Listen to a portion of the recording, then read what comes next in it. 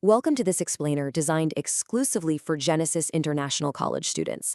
Today, we're totally breaking down Topic 1 for your scaffolding unit, CPCCCCM2008, Plan to erect scaffolding up to 4 meters.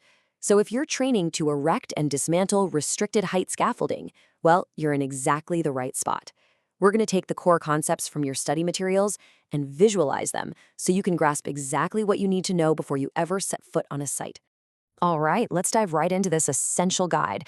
As a student here, mastering this unit is going to give you that foundational knowledge you need, not just to pass your assessments, but, far more importantly, to stay completely safe out there on the job site. Because scaffolding, it isn't just about snapping metal poles together.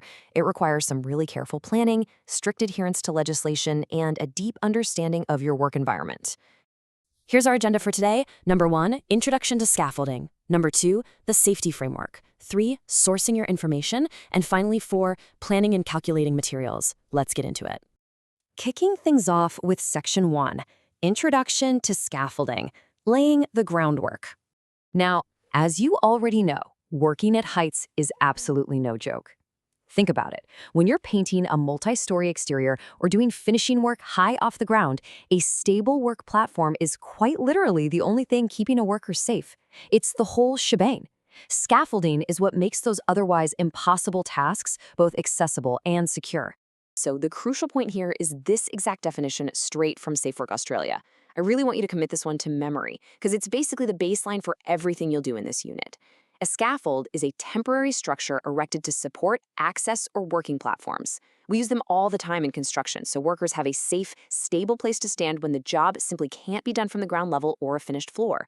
Think of it as the bridge between the ground and the sky for tradespeople. Moving right along to Section 2, the safety framework, keeping everyone alive.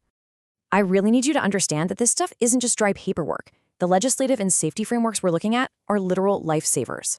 Because scaffolding supports workers at high elevations, and actually, because the whole process of erecting and dismantling the scaffold carries severe inherent risks itself, strict adherence to safety standards is totally non-negotiable. These practices are designed to ensure the safety of absolutely everyone who interacts with that scaffold, from the crew building it to the painters using it, right down to the people just walking below it. In your materials, you're going to constantly hear about a model code of practice. So what exactly is this?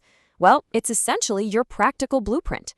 It's a document showing principal contractors and PCBUs, which, as a quick reminder, stands for persons conducting a business or undertaking, exactly how to comply with overarching workplace health and safety laws. It basically takes the heavy legal jargon of the Model WHS Act and translates it into practical, on-the-ground guidance for your specific job site. Now, for this specific unit, your training covers restricted heights, specifically modular scaffolding up to 4 meters. Why is that 4-meter mark such a big deal? Well, because the moment a person or an object has the potential to fall from a height greater than 4 meters, the law completely changes. Anything above that threshold legally requires a highly trained, licensed person to regularly inspect and certify the scaffold before anyone can even think about using it. It's a critical boundary you've got to always be aware of. And hey, never forget that, regardless of the height, absolutely all scaffolding must strictly conform to the AS/NZS 4576 guidelines, period. It has to be inspected regularly, and it must be certified before use. Your compliance with these Australian and New Zealand standards is the absolute bedrock of site safety. All right, on to Section 3, sourcing your information before you hit the tools. Look, you don't just show up on site and start stacking poles, right? You have a massive checklist of information sources to consult first. This ranges from architectural drawings, plans, and specs, all the way to strict safety documentation like your SWMs, Safe Work Method Statements, or JSEAs. You're also going to need to check work orders, read the specific manufacturer instructions for the modular gear you're using, and actually conduct thorough site inspections. And honestly, never underestimate the power of simply talking with your colleagues, site supervisors, and safety officers to make sure everyone is on exactly the same page. Here's a great moment to pause and really think about this group discussion prompt from your guide. Imagine you're facing your assessment, a 4-meter, 4-base scaffolding project. Which specific safety documentation is legally required to proceed? Would a Safe Work Method Statement be mandatory? Or, would a job safety and environmental analysis be sufficient? This is exactly the kind of critical thinking you need to be applying when sourcing your pre-job information. And finally, Section 4, planning and calculating materials, doing the math. To calculate your deer accurately, you've got to follow some strict logic. It's almost like a puzzle. First, establish the length by grabbing the total length of the building section directly from your plans.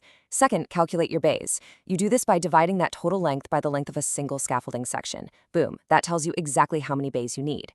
Third, determine your height by verifying those elevation drawings, obviously keeping in mind your 4-meter restriction. And fourth, you must always scan your site plans for ground-level obstructions. You're looking for access routes, egress routes, or even underground services that might stop you from establishing safe, level footings. Now, when you're figuring out that height, remember that calculating your lift heights, which is the distance between your platforms, isn't just about reaching the absolute maximum elevation. It's really about ergonomics. You have to ensure the worker has a comfortable, safe reach for the specific task they're performing, whether that's painting a ceiling or reaching an exterior soffit. If the platform is too low or too high, the worker is going to overextend, which immediately introduces a brand new safety hazard.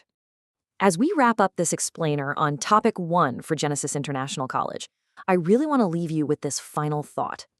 The mathematical calculations and the strict legislative frameworks we've just discussed, they are your armor on the job site. They're exactly what separate a safe professional from a dangerous liability. So, looking back at everything we've covered, from these Safe Work Australia definitions to calculating your bays and lift heights, are you completely certain you're ready to hit the tools for Topic 2? Keep reviewing those notes, respect the safety frameworks, and I will see you in the next explainer.